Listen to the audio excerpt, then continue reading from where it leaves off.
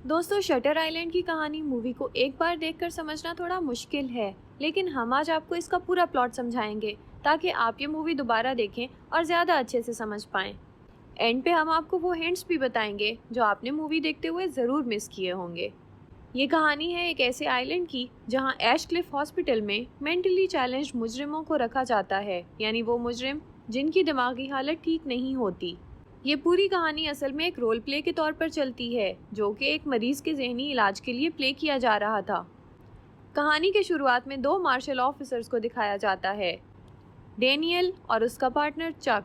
ये दोनों बज़ाहिर एक केस को हल करने यहाँ आए हैं, लेकिन कहानी कुछ मुख्तलिफ है जो आपको आगे जाके पता चलेगी।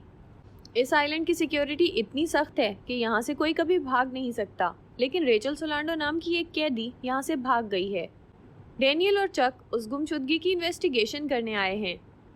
ये इस आइलैंड पे मौजूद ऐश क्लिफ हॉस्पिटल में आते हैं, लेकिन हैरानगी की बात यह है कि रास्ते में फील्ड में काम करने वाले तमाम मरीज इनको ऐसे देख रहे थे जैसे वो इनको पहले से जानते हैं। हॉस्पिटल पहुंचकर सबसे पहले ये हॉस्पिटल के इंचार्ज डॉक्टर काउली से मिलते हैं। वो उन्हें रेचल सोलांडो की तस्वीर दिखाता है और बताता है कि इसकी जहनी हालत ठीक नहीं थी। इसका हस्बैंड एक जंग में मारा गया था, जिसके बाद इसने अपने 3 बच्चों को एक झील में डुबाकर मार दिया था।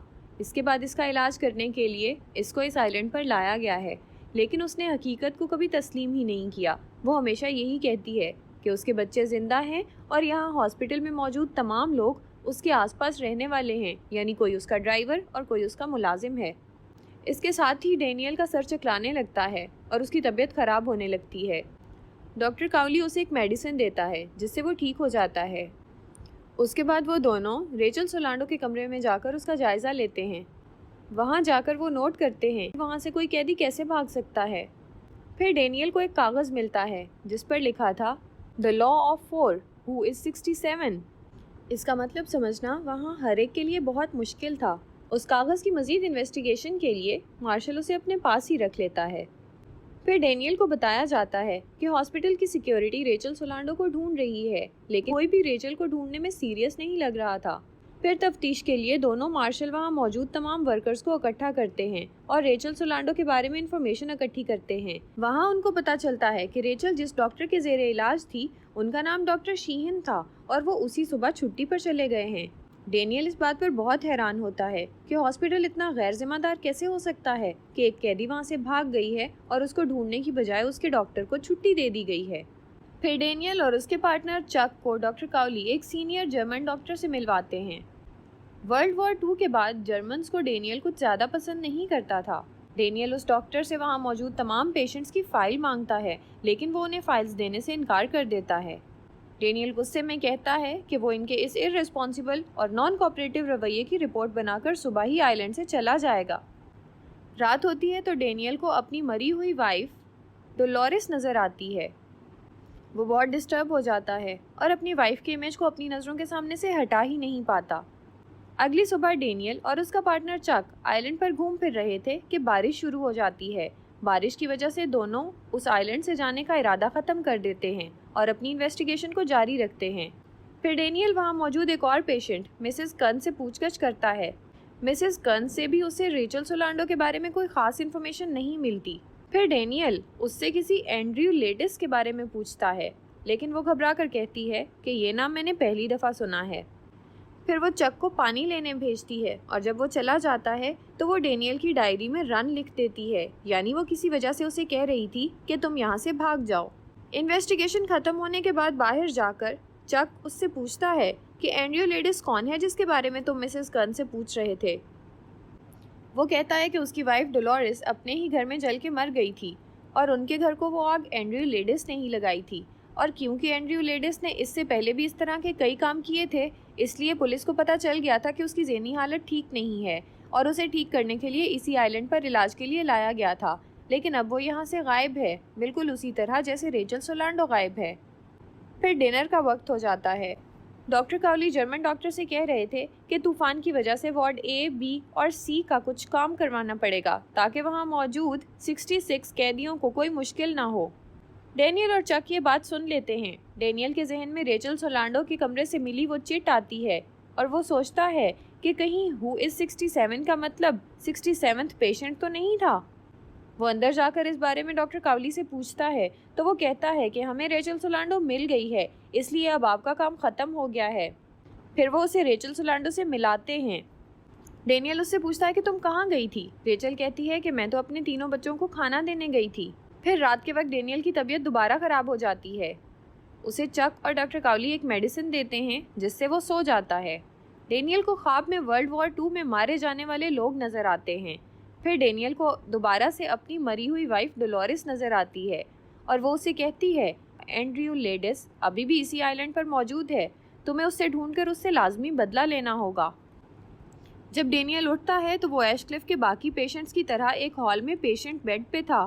फिर उसको अपना पार्टनर चक नज़र आता है जिसके साथ वो बाहर आता है। फिर वो अपनी बीवी के कहे हुए एंड्रयू लेडिस को ढूंढने निकल पड़ता है और ढूंढते ढूंढते वो वार्ड सी में पहुंच जाता है जहां बहुत ही खतरनाक मुजरिमों को रखा जाता है। वहां सब केजेस में बंद थे। वहां उसको एक आदमी नज़र आता है जिसे वो एंड्रयू लेडिस समझता है, लेकिन असल में वो जॉर्ज नॉइस था। वो उसे बताता है कि वो अब यहाँ से कभी वापस नहीं जा सकेगा क्योंकि अब उसे लाइट हाउस ले जाएंगे। डेनियल लाइट हाउस के बारे में पूछता है तो जॉर्ज नॉइस उसे बताता है कि लाइट हाउस एक ऐसी जगह है जहां उन पेशेंट्स को ले जाया जाता है जिनका मेडिसिन से इलाज नामुमकिन हो चुका होता है और वहां उनको लोबोटोमाइज किया जाता है, जिससे पेशेंट के दिमाग की नसों को काटा जाता है और उससे पेशेंट अपने बारे में सब भूल जाता है, सोचने समझने के काबिल नहीं रहता और ये लोग उसका ज़हनी तवाज़ुन ख़राब करके उसे अपनी मर्ज़ी का इंसान बना सकते हैं। लेकिन डेनियल कहता है कि मैं तुम्हें वहाँ कभी नहीं जाने दूंगा। तो जॉर्ज नॉइस उसे कहता है कि तुम एक ही वक्त में 2 काम नहीं कर सकते, या तो अपनी वाइफ के विजन्स और एंड्रयू लेडिस को तलाश कर सकते हो और या यहाँ पे इन्वेस्टिगेशंस करके लोबोटमी जैसे वैशी एक्सपेरिमेंट्स को ख़त्म कर सकते हो। फिर डेनियल लाइट हाउस की तलाश में निकल जाता है। चक उसे वहाँ जाने से बहुत रोकता है, लेकिन डेनियल कहता है कि मैं वहाँ अकेला जाऊँगा। डेनियल अकेला आगे जाते हुए ये रियलाइज़ करता है कि वहाँ अकेले जाना आसान नहीं है, तो वो वापस मुड़ता है, लेकिन वो मुड़कर देखता है कि उसका पार्टनर चक वहाँ मौजूद नहीं था। उसे लगता है जैसे वो उस चट्टान से नीचे गिर गया है और वो जब ऊपर से देखता है तो उसे चक की बॉडी भी नज़र आती है।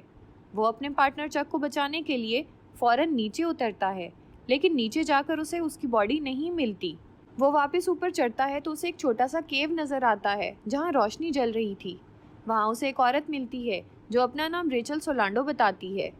वो कहती है कि तुम्हें जिस रेचल सोलांडो से मिलवाया गया था वो नकली थी और मैं यहाँ की मरीज़ नहीं बल्कि डॉक्टर हूँ।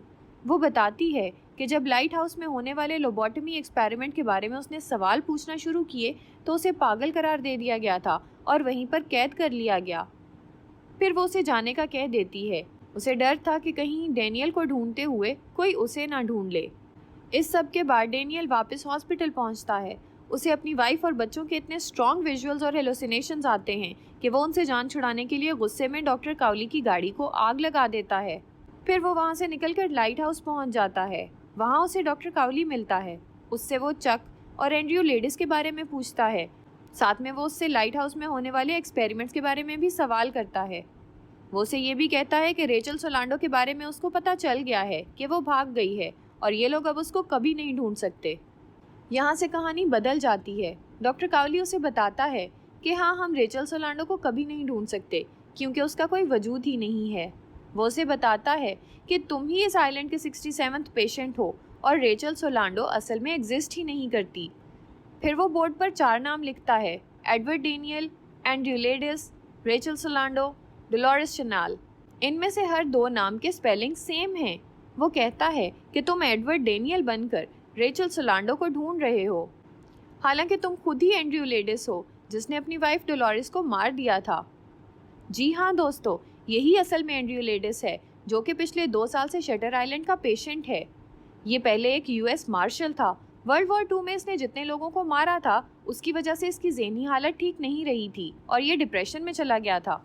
इसकी इसी हालत से तंग आकर इसकी वाइफ डोलोरिस ने अपने घर को खुद आग लगा दी थी, लेकिन डेनियल ने उन सबको बचा लिया था। फिर ये लोग एक झील के किनारे नए घर में शिफ्ट हो गए, लेकिन वहाँ जाने से भी उसकी बीवी की ज़हनी हालत ठीक नहीं हुई और फिर उसने अपने 3 बच्चों को एक झील में डुबाकर मार दिया। इसके बाद वो कहती है कि मैं इस हकीकत के साथ ज़िंदगी नहीं गुजार सकती, इसलिए तुम मुझे इस टॉर्चर से आज़ाद कर दो। और तब एंड्रयू लेडिस ने अपनी बीवी डोलोरिस को गोली मार दी थी। तीनों बच्चों और बीवी के मरने के बाद एंड्रयू लेडिस की अपनी ज़हनी हालत भी ठीक नहीं रही थी और फिर उसे इलाज के लिए शटर आइलैंड मुंतकिल कर दिया गया था। लेकिन क्योंकि एंड्रयू लेडिस अपनी हकीकत को तस्लीम ही नहीं करना चाहता, इसलिए वो डॉक्टर कावली की बात को मानने से इनकार कर देता है। वो उसे उस हॉस्पिटल में एडमिट होने वाले सारे पेपर्स और पिछले 2 साल में किए जाने वाले उसके मुकम्मल इलाज के पेपर्स भी दिखाता है, लेकिन वो फिर भी मानने से इनकार कर देता है। इतनी देर में उसका पार्टनर चक वहाँ आता है और उसे पता चलता है कि वो चक नहीं, असल में डॉक्टर शीन है, जो कि किसी रेचल सोलांडो का नहीं बल्कि उसका अपना डॉक्टर था। ये सब कुछ सुन के डैनियल अपनी पिस्टल निकालता है। वो डॉक्टर कावली पर गोली चला देता है। तब उसे पता चलता है कि उसे उन्होंने नकली पिस्टल दी हुई थी ताकि अपनी ज़हनी हालत बिगड़ने पर वो किसी को कोई नुकसान ना पहुंचा सके। चक यानी कि डॉक्टर शीहन, जो कि पिछले 2 साल से उसका डॉक्टर है, वो उसे उसकी और उसकी बीवी की सारी कहानी सुनाता है ताकि उसे हकीकत याद आ जाए। वो कहता है कि असल में रेचल सोलांडो ने अपने 3 बच्चों को नहीं मारा था, बल्कि उसकी वाइफ डोलोरिस ने अपने 3 बच्चों को मारा था, और उसकी वाइफ को जिस एंड्रयू लेडिस ने कत्ल किया था वो असल में वो खुद है और उसी ने अपनी बीवी को गोली मारी है। इस सब के बाद उसे उसके तीनों बच्चों की तस्वीरें दिखाई जाती हैं, जिससे उसे वो सारा सीन याद आ जाता है जब वो एक एक करके अपने बच्चों की लाशें झील से निकाल कर किनारे पर रख रहा था और फिर उसने अपनी बीवी को भी मार दिया था। फिर उसकी तबीयत खराब होने लगती है तो उसे मेडिसिन दी जाती है। मेडिसिन लेकर एक नर्स आती है जो कि वही लड़की थी जिसे रेचल सोलांडो बनाकर उससे मिलवाया गया था। डेनियल ये भी मान लेता है कि रेचल सोलांडो और एडवर्ड डेनियल ये नाम उसने खुद खड़े हैं ताकि वो हकीकत से भाग सके और वो खुद ही असल में एंड्रयू लेडिस है। डॉक्टर कावली असल में उसे मार्शल बनकर ये सारा प्ले इसलिए करने दे रहे थे ताकि किसी तरह उन्हें उसकी लोबोटमी ना करनी पड़े और वो खुद ही अपनी सच्चाई को जाने और हकीकत में रहने की कोशिश करे। अब डॉक्टर शीहन और डॉक्टर कावली को लग रहा था कि क्योंकि लेडिस अपनी सच्चाई मान चुका है, इसलिए वो ज़हनी तौर पर बेहतरी की तरफ जा रहा है। अगली सुबह वो बैठा था तो उसके साथ डॉक्टर शीहन आकर बैठता है और लेडिस फिर से उसे चक कहकर मुखातिब करता है और साथ में कहता है कि हमें इस आइलैंड से भाग जाना चाहिए। तब डॉक्टर शीहन एक बार फिर मायूस हो जाता है। वो डॉक्टर कावली की तरफ देखकर ना में सर हिलाता है, जिसका मतलब ये था कि लेडिस फिर से अपनी सच्चाई भूल चुका है। डॉक्टर कावली भी उदास हो जाता है और अपने साथ मौजूद कुलीग्स को इशारा करता है कि लेडीज को लिबोटमी के लिए लाइट हाउस ले जाएं। फिर एक और ट्विस्ट आता है जब लेडीज उठने से पहले डॉक्टर शीहन को कहता है कि एक दरिंदे की तरह जिंदगी गुजारना बेहतर है या एक हीरो की तरह मर जाना, और ये कहकर वो उठकर खुद ही लिबोटमी के लिए लाइट हाउस की तरफ चल पड़ता है। इससे डॉक्टर शीहन को अंदाजा होता है कि असल में लेडीज को सब याद है, लेकिन वो इन यादों के साथ जिंदगी गुजारना ही नहीं चाहता, इसलिए वो अपनी मर्जी से लिबोटमी के लिए गया है क्योंकि वो ये सब भूलना चाहता है। दोस्तों, हमें इस मूवी के अंदर भी काफ़ी हिंट्स मिले हैं जिनसे ये बात साबित करना आसान है कि एडवर्ड डेनियल ही असल में एंड्रयू लेडिस है। डॉक्टर शीहन और लेडिस जब चक और डेनियल बनकर आइलैंड में आते हैं तो सारे वर्कर्स, स्टाफ और पेशेंट उन्हें बहुत आशना नज़रों से देख रहे थे क्योंकि वो सब उनके साथ पिछले 2 साल से उसी हॉस्पिटल में रहते थे। जब वो वर्कर्स से पूछताछ कर रहा था तो कोई भी उसे सीरियसली जवाब नहीं दे रहा था क्योंकि वो सब जानते थे कि ये एक मरीज़ है और ये इसके इलाज का हिस्सा है। जर्मन डॉक्टर ने सारे पेशेंट्स की फाइल उसे इसलिए नहीं दी थी क्योंकि वो एक पेशेंट को बाकी पेशेंट्स का डाटा नहीं दे सकते थे क्योंकि ये हॉस्पिटल की पॉलिसी के खिलाफ था। नंबर 4, डॉक्टर शीहन छुट्टी पे जाने वाला झूठ इसलिए बोला गया था क्योंकि डॉक्टर शीहन उस वक्त उसके साथ ही चक बने हुए थे, वरना कोई अस्पताल इतना गैर जिम्मेदार नहीं हो सकता कि किसी मरीज के गुम हो जाने पर उसी के डॉक्टर को छुट्टी दे दी जाए। हु इज 67 का नोट उस कमरे में इसीलिए रखा गया था ताकि वो खुद ही पेशेंट 67 को ढूंढे और इस हकीकत तक पहुंचे कि वो खुद ही 67th पेशेंट है। रूल ऑफ 4 का मतलब यही 4 नाम थे जिनके स्पेलिंग से 2 अलग नाम बनाकर वो खुद को धोखा दे रहा था। इसका मकसद भी यही था कि वो खुद ही इस हकीकत को जाने।